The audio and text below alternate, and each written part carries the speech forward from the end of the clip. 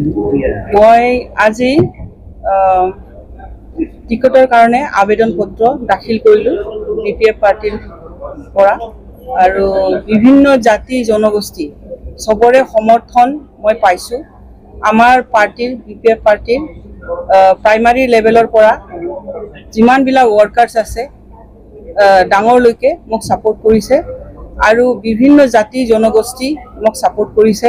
গাঁওবুঢ়াৰ পৰা আৰম্ভ কৰি বিভিন্ন পৰ্যায়ত থকা সেল্ফ হেল্প গ্ৰুপত থকা ওমেন্সবিলাক, বিভিন্ন মহিলা সংগঠন, বিভিন্ন ৰাজনৈতিক সংগঠন সবে মোক ছাপোৰ্ট কৰিছে আৰু বিভিন্ন ধৰ্মৰ, অকল হিন্দু ধৰ্মৰ মানুহ নহয়, তাতে মুছলিম আছে, খ্ৰীষ্টান আছে, বৌদ্ধ আছে, হিন্দু আছে, যিমানবিলাক ধৰ্মাৱলম্বী আমাৰ BTCৰ মাজত আছে তেখেতসকলে মোক ছাপোৰ্ট কৰিছে।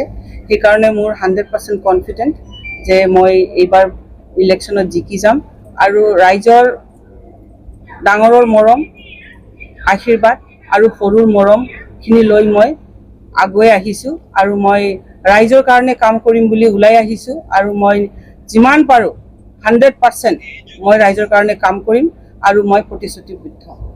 সেইকাৰণে মই আজি ইয়াৰ পৰা যিমানবিলাক মানুহে, যিমানবিলাক মহিলাই, যিমানবিলাক সংগঠনে, যিমান ধৰ্মাৱলম্বী মানুহসকলে মোক ছাপোৰ্ট কৰিব ইয়াত আহিছে, মই চবকে ধন্যবাদ যাচিছোঁ। ধন্যবাদ।